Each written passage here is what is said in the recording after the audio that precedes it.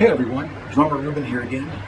This time I have a review and comparison for you on low volume cymbals and e-cymbals or electronic cymbals. I'm going to tell you what my preferences are regarding these types of cymbals. A lot of times drummers need to play in a low volume environment like your home, apartment, or somewhere where you can't make noise and bother everyone. So here are the options that I have found. Now first I'm going to talk about these Cymbal quiet tone cymbals. They're some of my favorite low volume cymbals. They sound really good and they're pretty quiet for being a metal cymbal. Here's a small example of what these sound like.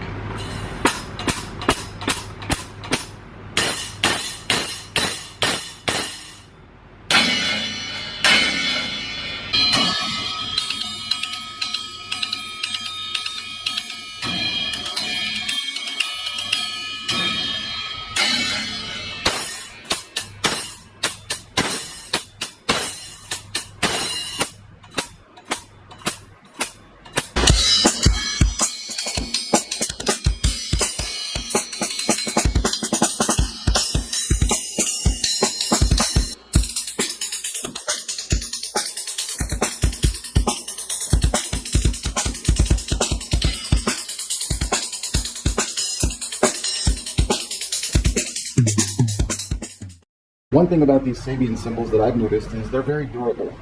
We've had these for nearly 2 years in a lesson environment where there are students playing on them constantly every day, and they have not broken.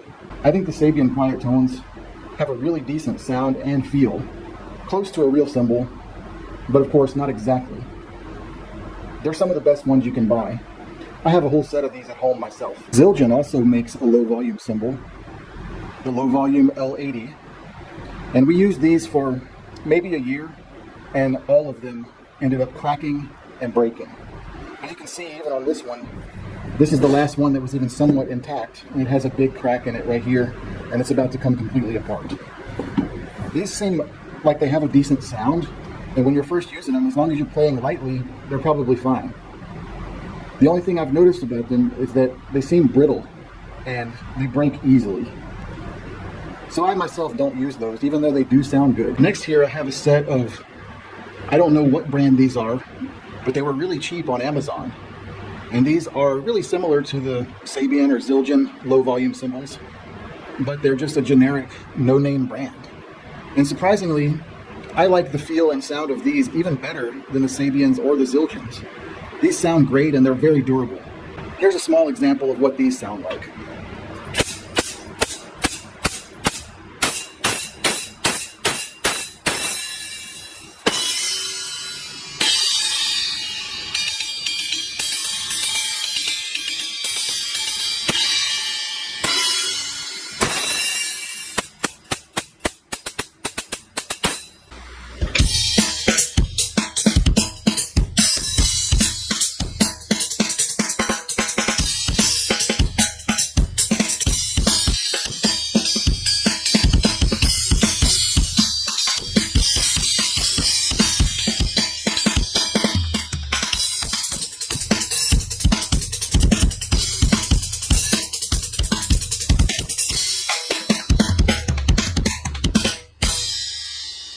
Now, one thing I want to mention about using this type of low volume cymbal is you need to mic it.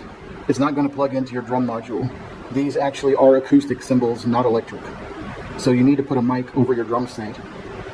I just use a regular mic like this, similar to an SM57. It doesn't have to be a condenser mic or anything, just a regular one is okay. Wire that directly into a small mixer, which I have over here. You'll only need one like this. I have two here because there's one for each drum set, but put your microphone over the drum set directly into the mixer.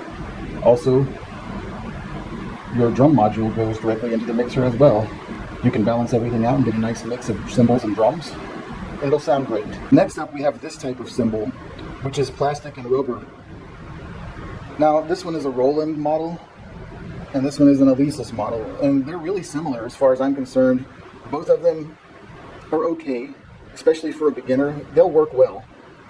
But as you get more advanced in your playing, you're going to want more nuance out of your cymbal. These just don't have all the velocity levels needed to imitate an actual cymbal. I'm not really a fan of these either because they tend to break easily. The inside sensors break and they misfire all the time. So I really don't use these very much at all. It's pretty much the same story with these pearl cymbals.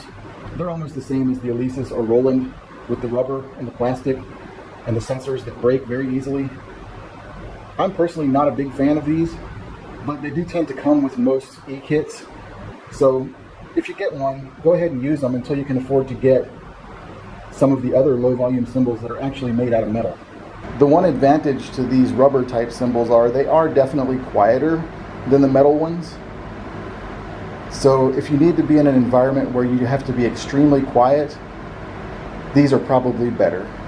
Now we also have these E-Classic cymbals, which look like metal, but they're actually plastic.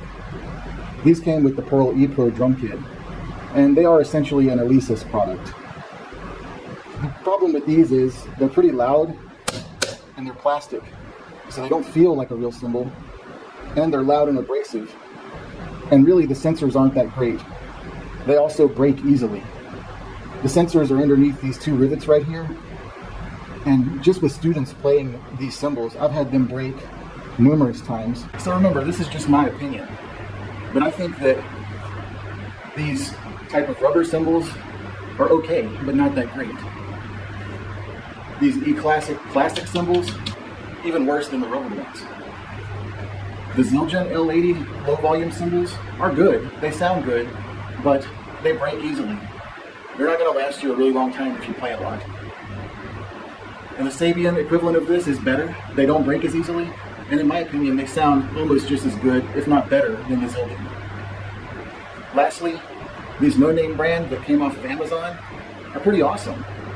They're made out of a thick steel, they sound good, and they're actually a really great price. So if I were going to buy any of these, I would go for these Amazon no-name brand low volume cymbals. So that's my review, comparison, and opinion on low volume cymbals and e-cymbals. I know there are a lot of other ones out there that I haven't had the opportunity to try. So leave your questions or comments down below. Keep on drumming and rock on.